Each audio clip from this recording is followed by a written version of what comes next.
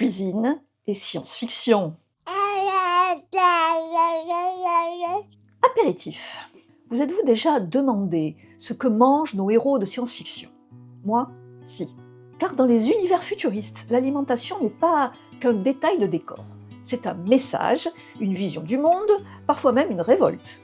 Des pilules de survie aux banquets post-humains, des fermes spatiales aux cantines dystopiques. Préparez-vous un voyage plein de goûts étranges, de recettes insolites et de quelques surprises un peu visqueuses. Attachez vos serviettes. En entrée, les jeux vidéo. Dans Starfield ou No Man's Sky, vous cultivez vous-même vos ingrédients.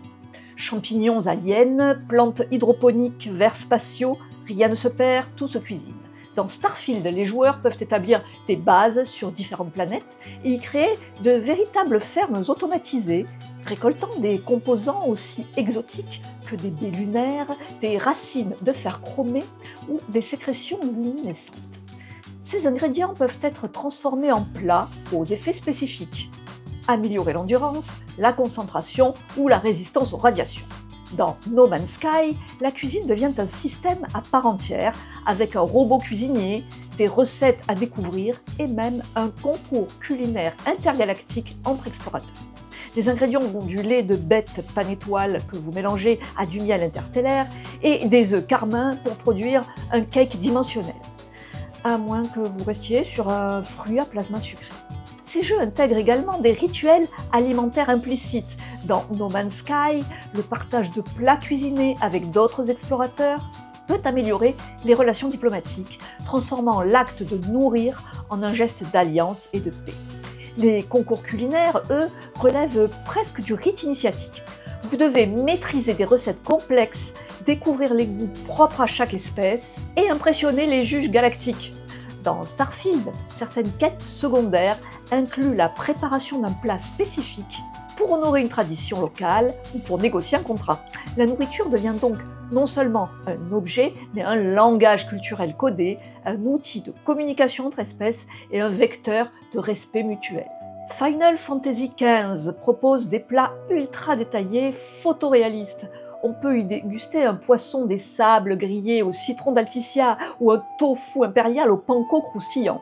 Des fans ont même recréé ces recettes dans la vraie vie. Et c'est très bon, surtout le curry de légumes avec œufs durs et riz safrané. En plat principal, films et séries. Alors, consacrons un petit moment à Star Trek. Le réplicator synthétise n'importe quel plat, atome par atome. Efficace, mais impersonnel. D'ailleurs, Worf n'en peut plus du ragoût de roqueg imprimé. « C'est meilleur quand c'est préparé à la main », dit-il. Dans Deep Space Nine, Benjamin Sisko refuse souvent d'utiliser le réplicator pour préparer ses plats créoles favoris, préférant cuisiner lui-même avec des ingrédients les plus frais possibles.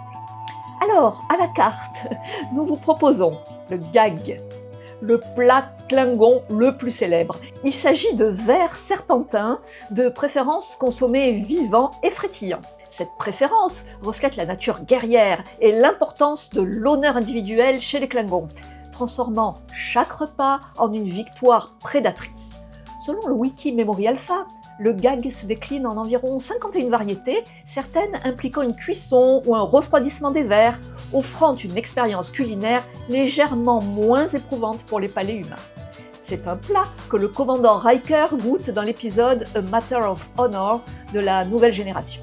La bière romulienne, boisson alcoolisée d'un bleu éclatant, réputée pour sa puissance inégalée, souvent illégale en raison des tensions politiques entre la Fédération et les Romuliens, elle est comparée au cigare cubain dans notre monde. Un produit de haute qualité, interdit pour des raisons purement politiques. Sa consommation entraîne une ivresse quasi instantanée, suivie rapidement d'une incapacité totale, affectant même les Klingons robustes comme Worf. La soupe au plomique, mets traditionnel vulcain, souvent consommé au petit déjeuner. Il s'agit d'un bouillon de légumes plutôt fade, reflétant la nature sobre et rationnelle des Vulcains. Cette soupe est particulièrement mise en avant dans l'épisode classique Amok Time de la série originale, où l'infirmière Chapel tente de réconforter Spock en lui présentant ce plat avec des résultats mitigés. Dr. McCoy? Captain. Captain? What's this? Oh, Oh, Vulcan Plummeek soup. And I'll bet you made it, too. What is this? Crying. If I want anything from you, I'll ask for it. Le cœur de Targ. Le Targ est une créature klingone ressemblant à un sanglier avec des pics dorsales. Les Klingons apprécient non seulement de les garder comme animaux de compagnie, mais aussi de consommer leur cœur dans un plat nommé cœur de Targ. Ils croient que manger ce cœur confère du courage, ce qui en fait un mets prisé lors des célébrations. Le pâté de roqueg au sang, autre spécialité klingone, souvent consommée lors du jour de l'honneur, une fête où les guerriers évaluent leurs actions passées. Ce plat, riche en imagerie violente, est considéré comme un aliment réconfortant. La griffe de Pipius. Pour représenter ce mets à l'écran, des pâtes de poulet ont été utilisées, ajoutant une touche d'authenticité à cette expérience culinaire ultime. L'asperate, spécialité bajorane, ressemblant à un burrito très épicé, connu pour provoquer des larmes et une sensation de brûlure sur la langue. Sa préparation implique l'utilisation de sauces piquantes, réservant ce plat aux amateurs de sensations fortes. Le foie de Bokrat en civet. C'est un plat traditionnel servi à bord des vaisseaux de guerre Klingon. Bien que décrit comme vil et gluant dans l'épisode Soldiers of the Empire de Deep Space Nine, certains passionnés ont tenté de reproduire ce plat en utilisant un foie d'agneau, offrant une version plus adaptée aux palais humains. Les pâtes aux cheveux alphariens. Les pâtes aux cheveux alphariens sont préparées à partir des cheveux comestibles des alphariens récoltés lors de leur mue annuelle. Visuellement similaires aux pâtes capellines terriennes, elles offrent une expérience culinaire intrigante pour les aventuriers gastronomiques. Le blood wine, boisson alcoolisée klingone, servie chaude et réputée pour sa puissance, surpassant de loin le whisky terrien.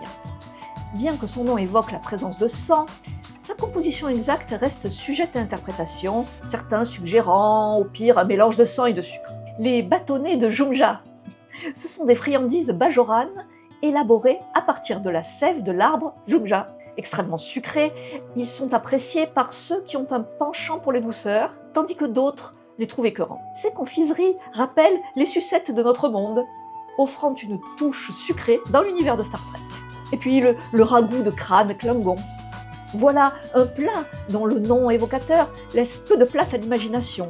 Présenté dans plusieurs épisodes, il met en scène un crâne flottant dans un bouillon, reflétant l'esthétique culinaire audacieuse des Klingons.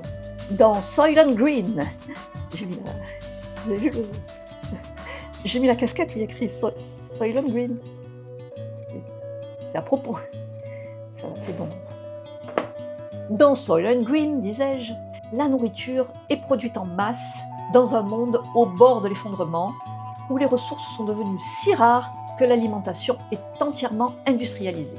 Les fameuses tablettes vertes appelées Soylent Green sont censées représenter une avancée alimentaire révolutionnaire. Présentées comme riches en protéines et accessibles à tous, elles sont distribuées comme une solution miracle à la famine généralisée.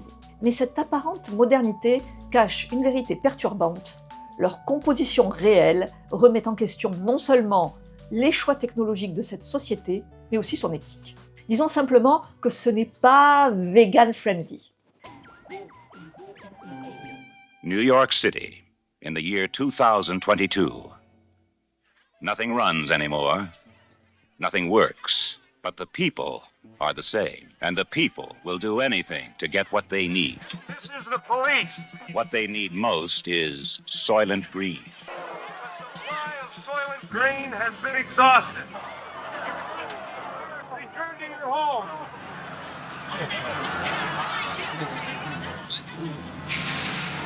What is the secret of Soylent Green? Mais la science-fiction ne se limite pas à ces dystopies industrielles. Elle explore aussi des formes d'alimentation résistantes, alternatives, vivantes.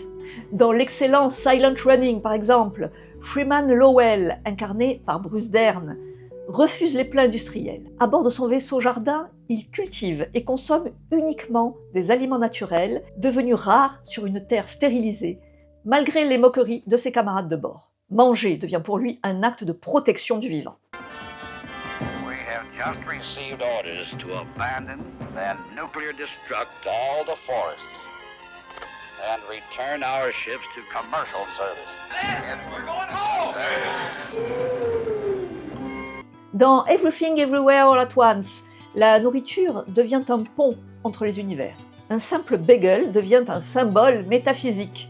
Les doigts des mains en forme de saucisse de hot dog deviennent un moyen de communication en redéfinissant l'intimité et les interactions physiques dans un univers alternatif. Enfin, souvenez-vous de Galaxy Quest. Dans une scène mémorable, Alexander Dane, alias Alan Rickman, se retrouve dans la cantine d'un vaisseau alien où l'on sert un étrange ragoût d'une teinte peu engageante, servi dans une coque chitineuse. Tandis que tous les membres de l'équipage observent sa réaction, le silence s'installe. Puis, avec ce flegme britannique inimitable, il lâche « comme les faisait ma mère ». We programmed the food synthesizer for each of you based on the regional menu of your birthplace. Le fromage, les bandes dessinées. Dans Toriko, le shonen de Mitsutoshi Shimabukuro. J'arrive à le dire. La cuisine est littéralement une aventure. Chaque gourmet chasseur a pour but de composer son repas parfait, un concept clé de l'œuvre. Ce menu idéal comprend 8 plats soigneusement choisis.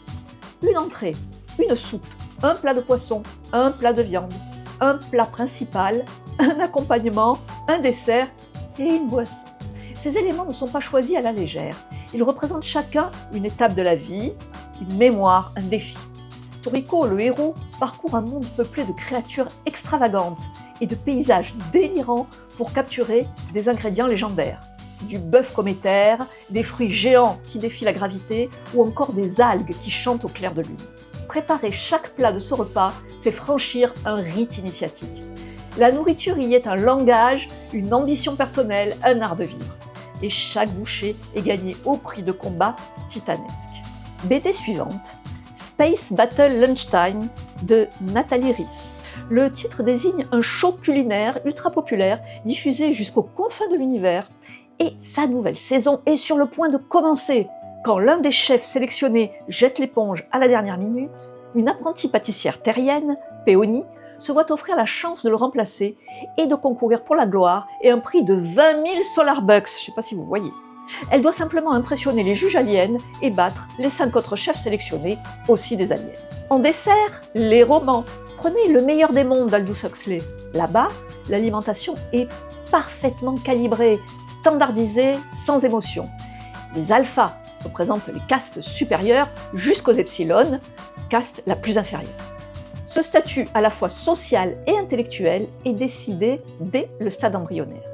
Les alphas reçoivent une alimentation en pseudo-sang riche, tandis qu'un epsilon sera sous-alimenté. Plus la caste est basse, moins on donne d'oxygène, explique avec fierté le directeur de l'incubation dans le chapitre 1 du roman.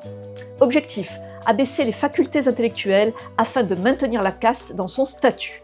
Aldous Huxley nous décrit des repas conditionnés, sans goût ni préparation, produits par des technologies avancées pour répondre à des critères strictement biologiques. Pas de cuisine, pas de recettes, pas de transmission culinaire. Juste des besoins comblés à la chaîne, dans un monde où le plaisir gustatif est considéré comme inutile, voire perturbateur pour l'ordre social. Cela garantit une uniformité parfaite et évite toute forme de pénurie ou d'inégalité non planifiée.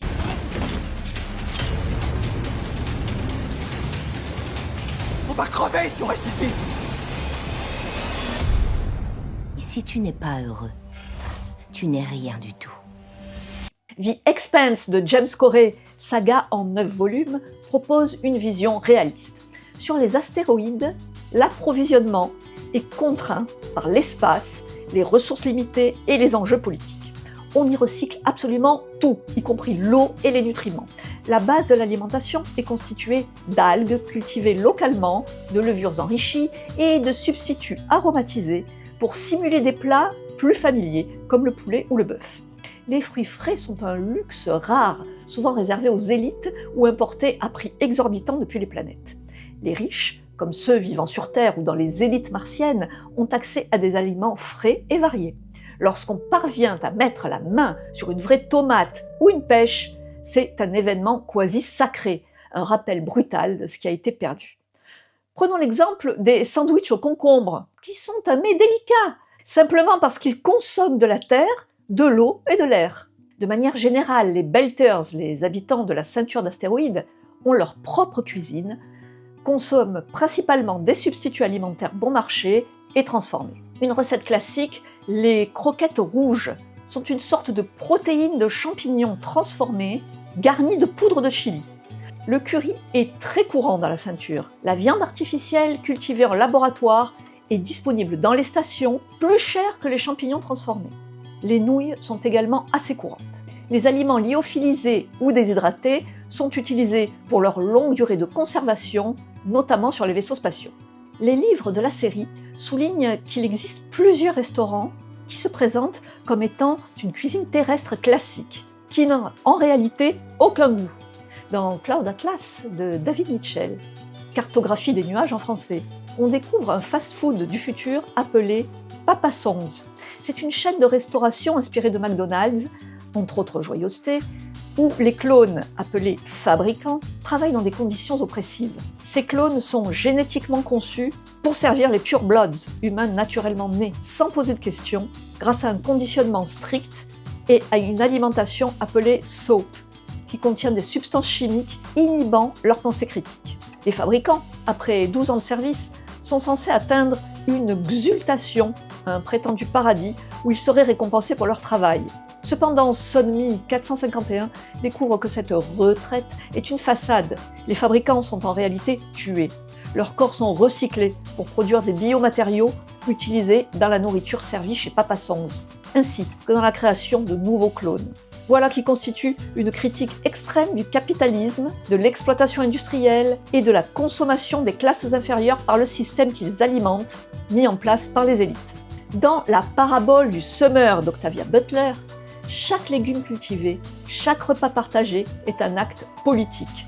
Chaque famille a un potager et des arbres fruitiers, car la nourriture est bien trop chère. Le personnage principal, Lorraine Olamina, documente les semis, les récoltes et la cuisine avec une rigueur quasi spirituelle. Dans un monde ravagé par la violence, le feu et la faim, elle plante des graines comme d'autres allumeraient des bougies, pour faire renaître quelque chose. Les repas sont frugaux, souvent des soupes de haricots, du maïs, des légumes secs, mais partagés comme des cérémonies. Manger ensemble, c'est reconnaître la dignité de chacun, malgré la peur, malgré le chaos. Les récits solarpunk décrivent des fermes urbaines, serres connectées, compost intelligent, jardins suspendus. La production devient locale, collaborative, biodiverse. Dans certaines œuvres, comme l'anthologie Sunvolt Stories of Solarpunk and Eco-Speculation, les potagers collectifs prennent place sur des toits de gratte-ciel solaires et les repas sont partagés selon des rituels communautaires. On célèbre les moissons autour de soupes collectives faites à partir d'ingrédients de saison et les recettes sont transmises comme des contes, évoluant à chaque génération. On y trouve par exemple des plats comme le ragoût d'herbes vivifiantes à la vapeur solaire ou des tartes aux graines fermentées qui sont autant d'innovations culinaires que d'actes militants en faveur de la biodiversité. Allez, un café et l'addition. Dans la science-fiction, la cuisine dépasse largement la simple affaire de goût. C'est un territoire d'expression culturelle, un outil politique et un miroir de nos inquiétudes collectives. Elle interroge ce que nous sommes prêts à abandonner ou à préserver. Elle raconte notre rapport à la technologie, à la nature, au plaisir, à la culture. Alors, si vous deviez manger un seul plat dans un univers SF, ce serait quoi? Un bol d'algues recyclées? Un steak de verre quantique en sauce? Ou un tofu grillé façon Final Fantasy? Dites-le moi en commentaire. Et d'ici là, bon appétit, terriens et riennes. N'oubliez pas, la littérature SF, C'est un piège.